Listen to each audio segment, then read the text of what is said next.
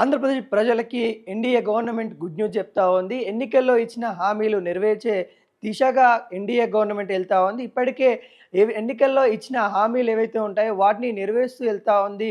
తల్లికి వందనం లాంటి ప్రోగ్రామ్స్ కూడా 100% సక్సెస్ అయిన రేట్ అయితే మనకైతే కనబడుతుంది. దాంట్లో భాగంగానే రైతులకి గుడ్ న్యూస్ చెప్పినట్టు కూడా కనబడతా ఉంది. రైతులకి ఏదైతే పక్క గవర్నమెంట్ అంటే తెలంగాణ గవర్నమెంట్‌లో రైతు బంధు పేరు మీద రైతులకి భరోసా కల్పిస్తూ సన్నకారు రైతులు ఎవరైతే ఉంటారో వాళ్ళకి వ్యవసాయం చేసే సందర్భంలో కొంత ఇబ్బంది జరుగుతూ ఉంటే వాళ్ళకి సహాయం కోసము డబ్బులు జమ చేస్తున్న పరిస్థితి కనబడుతుంది. అదేవిధంగా ఆంధ్రప్రదేశ్ రాష్ట్రంలో కూడా డబ్బులు జమ చేయాలని ఎన్నికల్లో ఏదైతే రైతులకి సంబంధించిన పథకాలు ఏవైతే ఇచ్చారో అన్నదాత సుఖీభవ పథకం ద్వారా రైతుల అకౌంట్లో డబ్బులు జమ చేయనున్నట్టు కూడా కనబడతా ఉంది. దాదాపుగా 20,000 రూపాయలు రైతుల అకౌంట్లో పడనున్నట్టు కూడా కనబడతా ఉంది. అయితే కేంద్ర గవర్నమెంట్ ఏవైతే రైతులకు సంబంధించి 2,000 రూపాయలు వేస్తూ ఉందో ఆ 2,000 కలుపుకొని 20,000 కూడా వేయనున్నట్టు కూడా కనబడతా ఉంది. దాదాపుగా 2 దశల్లో ఈ డబ్బులు జమ చేయనున్నట్టు కూడా మనకైతే తెలుస్తూ ఉంది. దాదాపుగా 46.64 లక్షల మంది రైతులైతే ఉండడం అయితే జరిగింది. వాళ్ళకి అకౌంట్లో డబ్బులు జమ చేయడానికి సంబంధించిన నిధులను కూడా ఎన్డీఏ గవర్నమెంట్ స్వీకరిస్తూ ఉంది. దాదాపుగా 831.60 కోట్ల రూపాయలు కావాలి అన్నట్టుగా ఎన్డీఏ గవర్నమెంట్ చూస్తూ ఉంది. దాంట్లో భాగంగానే నిధులు కూడా సమకూర్చుకోవాలి, రైతుల అకౌంట్లో డబ్బులు వేయాలి, అన్నదాత సుఖీభవ అనే పథకం ఏదైతే ఉందో ముందుకు రాబోతా ఉన్న పరిస్థితి కనబడతా ఉంది.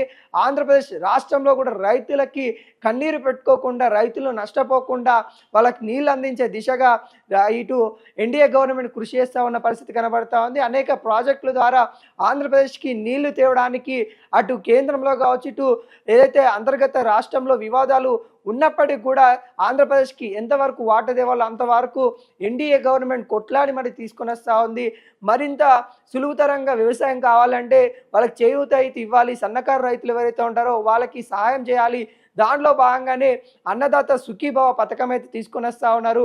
రైతుల అకౌంట్లో దాదాపుగా ఇప్పుడు 2,000 రూపాయలు కేంద్ర గవర్నమెంట్ ఇస్తూ ఉంది, 5,000 రూపాయలు రాష్ట్ర గవర్నమెంట్, 7,000 రూపాయలు ఒక దశకు కానీ వేయబోతున్నట్టు కూడా కనబడతా ఉంది. దానికి సంబంధించిన నిధులు కూడా గవర్నమెంట్ అయితే స్వీకరిస్తూ ఉంది.